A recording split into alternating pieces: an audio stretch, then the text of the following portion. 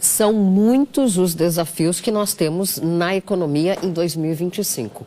Um deles é o anúncio recente do governo federal sobre as mudanças no imposto de renda.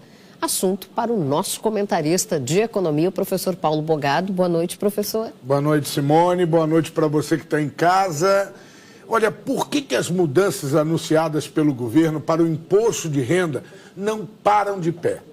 Junto com o pacote de corte de gastos, o governo Lula anunciou mudanças que ele pretende fazer no imposto de renda, que basicamente acabaram com a credibilidade brasileira.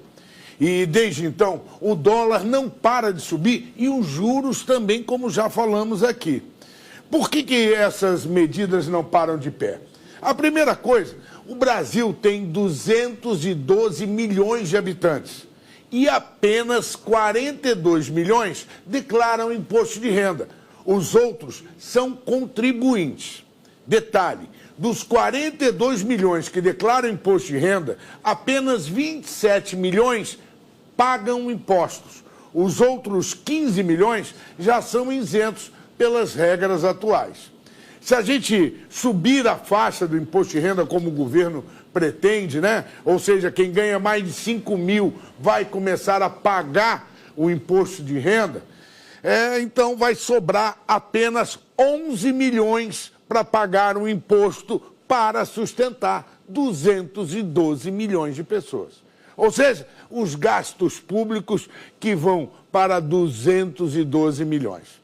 Para piorar, as estimativas de perda do governo com essa readequação do imposto de renda não parecem realistas. Elas parecem ser a metade da realidade na faixa aí de 30 bilhões de perdas.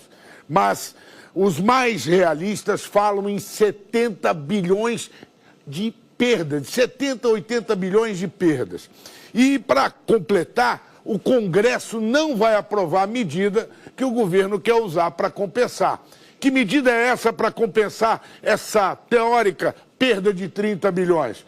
Seria taxando as pessoas que recebem mais de 50 mil reais.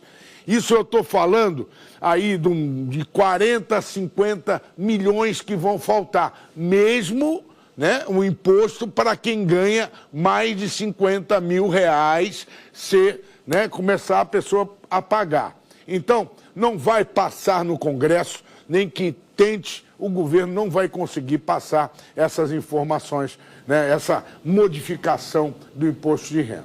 Na prática, ele está cobrando o imposto de renda de quem já pagou o imposto, na pessoa física, mas não na empresa. Ou seja, as pessoas que estão em situação ganharam dinheiro na empresa, a empresa paga imposto e é o mesmo imposto que a maioria dos brasileiros assalariados pagam. Então, é uma bitributação. Isso significa o seguinte, mesmo que o Congresso aprove, existe um risco desse pessoal entrar na justiça e ganhar do governo e acaba sem receita nenhuma, o governo vai ficar com a mão, com a botija lá toda quebrada, sem nada. É óbvio, que todo mundo quer a redução do imposto no Brasil. O Brasil precisa que abaixem os impostos. Só que para isso, para que isso fique de pé, tem que ter medidas efetivas, reais e significativas de corte de gastos. O que o governo está fazendo é o contrário. Só esse ano, ele aumentou em mais de 220 milhões de reais os gastos públicos. Isso não para de pé. A gente precisa cortar de verdade e, diga de passagem, a parte de corte que cortava 30 bilhões e que passou agora para 220. Simone, isso precisa mudar imediatamente. Senão, nós vamos continuar com juros altos e dólar nas alturas. Obrigada, professor Paulo Bogado.